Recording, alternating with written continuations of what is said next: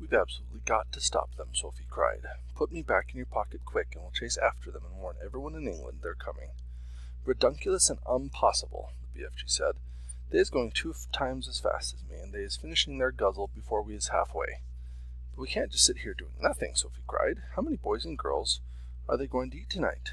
Many, the BFG said. The flesh-lump-eating giant alone has a most scrackling, wopsy appetite.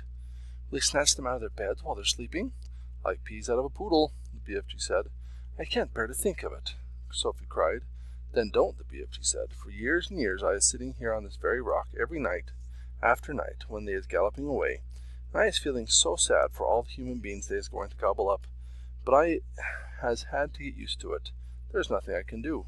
If I wasn't a titchy little runty giant only 24 feet high, then I would be stopping them. But that is absolutely out of the window. Do you always know where they're going? Sophie asked. Always, the BFG said. Every night they is yelling at me as they go bootling past. The other day they was yelling, we is off to Mississippi and Miss Surrey to guzzle them both. Disgusting, Sophie said. I hate them. She and the big friendly giant sat quietly side by side on the blue rock in the gathering dusk. Sophie had never felt so helpless in her life. After a while she stood up and cried out, I can't stand it. Just think of those poor girls and boys who are going to be eaten alive in a few hours' time. We can't just sit here and do nothing. We've got to go after those brutes. No, the BFG said. We must, Sophie cried. Why won't you go? BFG sighed and shook his head firmly. I has told you 5 or 6 times, he said, and the third will be the last. I is never showing myself to human beings. Why ever not? If I do, they'll be putting me in the zoo with all the jiggy raffs and catty piddlers. Nonsense, Sophie said, and they'll be sending you straight back to the orphanage. The BFG said, grown-up human beings is not famous for their kindnesses. They is all squiffle-rotters and grink-sludgers. That simply isn't true, Sophie cried angrily. Some of them are very kind indeed. Who? The BFG said. Name one. The Queen of England, Sophie said. You can't call her a squiffle-rotter or a grink-sludger. Well, the BFG said, you can't call her a squeak-pip or a knot-muncher either, Sophie said, getting angrier and angrier. The flesh-lump-eater is longing dearly to guzzle her up, the BFG said, smiling a little now. Who, the Queen? Sophie cried, aghast. Yes, the BFG answered. Flesh-lump-eater says he is never eating a queen. He thinks perhaps she has an especially scrum-diddly-umptious flavor. How dare he, Sophie cried. But Flesh-lump-eater says there is too many soldiers around her palace and he dursn't try it. He had better not, Sophie said. He is also saying he would like very much to guzzle one of the soldiers in his pretty red suit, but he is worried about those big black furry hats they is wearing. He thinks they might be sticking in his throat. I hope he chokes, Sophie said. Flesh-lump-eater is a very careful giant, the BFG said. Sophie was silent for a few moments. Then suddenly, in a voice filled with excitement, she cried out, I've got it! By golly, I think I've got it! Got what? Asked the BFG. The answer, cried Sophie. We'll go to the Queen. It's a terrific idea. If I went and told the Queen about these disgusting man-eating giants, I'm sure she'd do something about it. The BFG looked down at her sadly and shook his head. She is never believing you, he said. Never in a month of Mondays. I think she would. Never, the BFG said. It is sounding such a wonky tall story. The Queen will be laughing and saying, What awful rub-squash. She would not. Of course she would, the BFG said. I has told you before that human beings is simply not believing in giants. Then it's up to us to find a way of making her believe in them, Sophie said. And how is you getting in to see the Queen anyway? The BFG asked. Now hold on a sec, Sophie said. Just you hold on a sec, because I've got another idea. Your idea is full of crodswoggle, the BFG said. Not this one, Sophie said. You say that if we tell the Queen, she would never believe us? I is certain she wouldn't, the BFG said. But we aren't going to tell her, Sophie said excitedly. We don't have to tell her. We'll make her dream it. That is an even more froth-buggling suggestion, the BFG said. Dreams is lots of fun, but nobody is believing in dreams either. You was only believing in a dream while you was actually dreaming it. But as soon as you was waking up, you was saying, Oh, thank goodness, it was only a dream. Don't you worry about that part of it, Sophie said. I can fix that. Never can you fix it, the BFG said. I can, I swear I can. But first of all, let me ask you a very important question. Here it is. Can you make a person dream absolutely anything in the world? Anything you like, the BFG said proudly. If I said I wanted to dream that I was in a flying bathtub with silver wings, could you make me dream it? I could, the BFG said. But how, Sophie said. You obviously don't have exactly that dream in your collection. I do not, the BFG said, but I could soon be mixing it up. How could you mix it up? It is a little bit like mixing a cake, the BFG said. If you was putting the right amounts of all the different things into it, you was making the cake come out any way you want. Sugary, spongy, curranty, Christmassy, or grab-switchy. It is the same with dreams. Go on, Sophie said. I has dillions of dreams on my shelves, right or left? Right, Sophie said.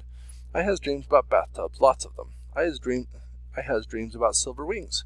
I has dreams about flying. All I has to do is to mix those dreams together in the proper way, and I is very quickly making a dream where you was flying in a bathtub with silver wings. I see what you mean, Sophie said, but I didn't know you could mix one dream with another. Dreams like being mixed, the BFG answered. They're just getting very lonesome all by themselves in those glassy bottles. Right, Sophie said.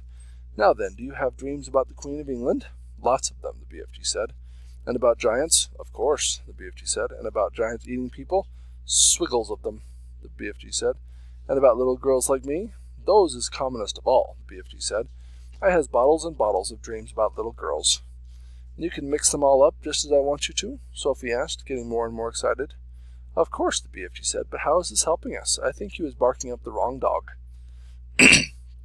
Now hold on, Sophie said. Listen carefully. I want you to mix a dream which you will blow into the Queen of England's bedroom when she is asleep. And this is how it will go. Now hang on a mintic. The BFG said, how was I possibly going to get near enough to the Queen of England's bedroom to blow in my dream? You was talking dumb silly. I'll tell you that later, Sophie said. For the moment, please listen carefully. Here's the dream I want you to mix. Are you paying attention? Very close, the BFG said. I want the Queen to dream that 9 disgusting giants, each one about 50 feet tall, are galloping to England in the night. She must dream their names as well. What are their names again? Flesh Lump Eater, the BFG said, Man Hugger, Bone Cruncher, Child Chewer, Meat Dripper, Gizzard Gulper, Maid Masher, Blood Bottler, and the Butcher Boy. Let her dream all those names, Sophie said, and let her dream they'll be creeping into England in the depths of the witching hour, and snatching little boys and girls from their beds. Let her dream that they will be reaching into the bedroom windows and pulling the little boys and girls out of their beds, and then... Sophie paused. Do they eat them on the spot, or do they carry them away first? She asked. They's usually just popping them straight into their mouths like popcorn, the BFG said. Put that in the dream, Sophie said, and then the dream must say that when their tummies are full, they'll go galloping back to Giant Country where no one can find them. Is that all, the BFG said? Certainly not, Sophie said. You must then explain to the Queen in her dream that there is a big friendly giant who can tell her where all those beasts are living, so that she can send her soldiers and her armies to capture them once and for all. And now let her dream one last and very important thing. Let her dream that there is a little girl called Sophie sitting on her windowsill who will tell her where the big friendly giant is hiding. Where is he hiding? Asked the BFG. We'll come to that later, Sophie said. So the Queen dreams her dream, right? Right, the BFG said. Then she wakes up, and the first thing she thinks is, oh, what a horrid dream. I'm so glad it was only a dream. And then she looks up from her pillow, and what does she see? What does she see? The BFG asked. She sees a little girl called Sophie sitting on her windowsill, right there in real life before her very eyes. How is you going to be sitting on the Queen's windowsill, may I beg? The BFG said.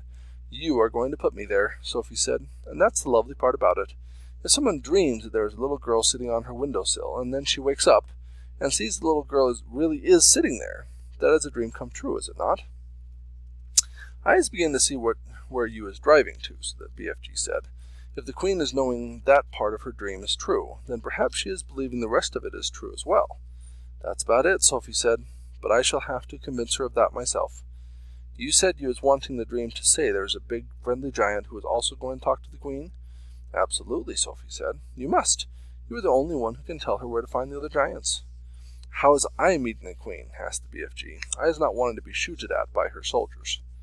The soldiers are only in the front of the palace, Sophie said. At the back there is a huge garden, and there are no soldiers in there at all. There is a very high wall with spikes on it around the garden to stop people climbing in. You could simply walk over that. How is you knowing all this about the Queen's palace? The BFG asked. Last year I was in a different orphanage, Sophie said. I was in London, and we used to go for walks all around there. Is you helping me to find this palace? The BFG asked. I has never dared to go hide and sneaking around London in my life. I'll show you the way, Sophie said confidently. I is frightened of London, the BFG said. Don't be, Sophie said. It's full of tiny dark streets, and there are very few people about in the witching hour. The BFG picked Sophie up between one finger and thumb and placed her gently in the palm of the other hand.